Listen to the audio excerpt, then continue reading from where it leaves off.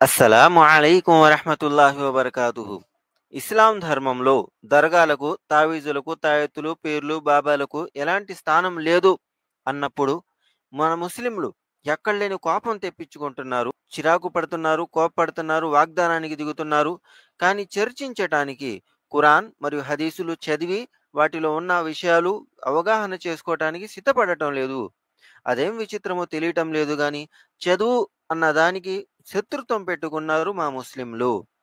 మరి ఖురాన్ గ్రంథము లేదా ప్రవక్త గారి బోధనలు ఈ దర్గాల గురించి, ఈ తావీజులు, తాయెత్తులు, పీర్లు, బాబాల గురించి ఏం తెలియచేసింది అనేది ఆరా తీసినప్పుడు అల్లాహ్ సుబ్హానహు వ తఆలా ఒక వాక్యం తెలియచేస్తున్నాడు.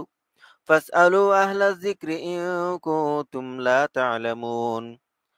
మీకేదన్నా విషయంలో అవగాహన లేనప్పుడు, అవగాహన ఉన్న వ్యక్తులను అడిగి తెలుసుకోండి అని అల్లాహ్ సుబ్హానహు వ తఆలా అన్నాడు.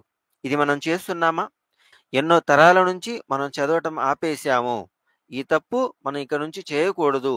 తెలీదు కాబట్టి తెలుసుకోవాలి, నేర్చుకోవాలి. అలా చేయని పక్షంలో శాశ్వత నరకానికి ఆహుతయ్యే అవకాశాలు సంపూర్ణంగా ఉన్నాయి. ఎందుకు? ఎందుకంటే అల్లాహ్ సుబ్హానహు వ తఆలా అంటున్నాడు, ఇన్నల్లాహ లా యగ్ఫిరు అన్ యుష్రక బిహి వ యగ్ఫిరు మా దూన జాలిక లిమన్ యషా.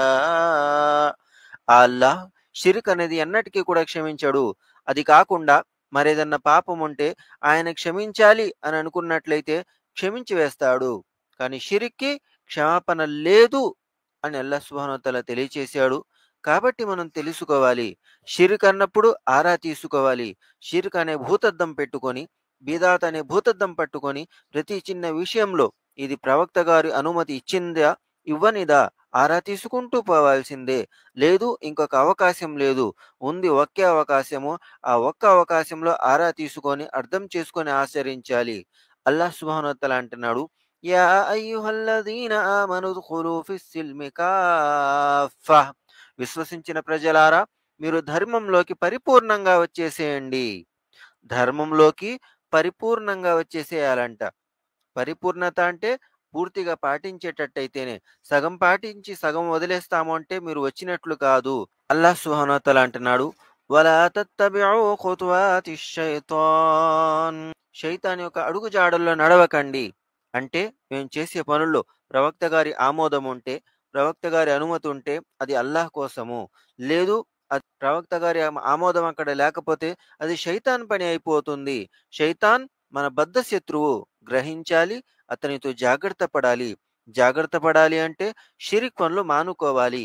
అల్లాహ్ సుబ్హానహు వ తఆలా అంటున్నాడు, ఇన్నద్దీన ఇందల్లాహిల్ ఇస్లాం. అల్లాహ్ వద్ద ఆమోదయోగ్యమైన ధర్మం అది ఇస్లాం మాత్రమే.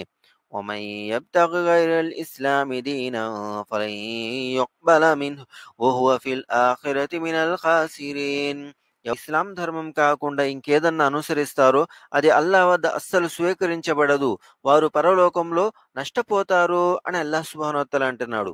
మరి ఆ నష్టంలో మేమున్నామా లేదా ఎలా తెలుస్తుంది? ముహమ్మద్ సల్లల్లాహు అలైహి వసల్లం గారు అన్నారు, మన్ తషబ్బహ బికౌమిన్. ఎవరన్నా ఏదన్నా సమాజాన్ని అనుకరిస్తే వారందులో చేరిపోతారు అని ప్రవక్త గారన్నారు. మరి మిగతా సమాజాల్లో ఎన్నో రకాల పద్ధతులు, సిద్ధాంతాలున్నాయి. వాటిని మనం అనుసరిస్తున్నట్లయితే మేము కూడా వాళ్ళతో సమానమైపోతాము. అలా అవ్వకూడదు అని అల్లాహ్ సుబ్హానహు వ తఆలా అన్నాడు, లకుం దీనుకుం వలియ దీన్. మీకోసం మీ ధర్మం ఉంది, మా కోసం మా ధర్మం ఉంది. మీరు మీ ధర్మంలో విషయాలు ఆచరించుకోండి. మేము మా ధర్మం యొక్క పద్ధతులు పాటించుకుంటాము అని స్పష్టంగా చెప్పేయాల్సి ఉంటుంది. అలా చెప్పని పక్షంలో, అలా కాదులే పర్వాలేదులే అన్న పక్షంలో అల్లాహ్ నుంచి దూరమవుతాము. షిర్క్‌కి పాల్పడి శాశ్వత నరకానికి వెళ్ళిపోతాము. ప్రవక్త గారన్నారు, లా తజఅల్ ఖబరి ఈదా. నా సమాధిని విశేష స్థలంగా మార్చుకోకండి. నా సమాధిని ప్రత్యేకంగా మార్చుకోకండి. వసల్లు అలయ్య ఫఇన్న సలాతకుం తబలుగుని హైసు కుంతుం. ఏదన్నా చేసేటట్టయితే నా మీద దరూద్ పఠించండి అని ప్రవక్త గారన్నారు.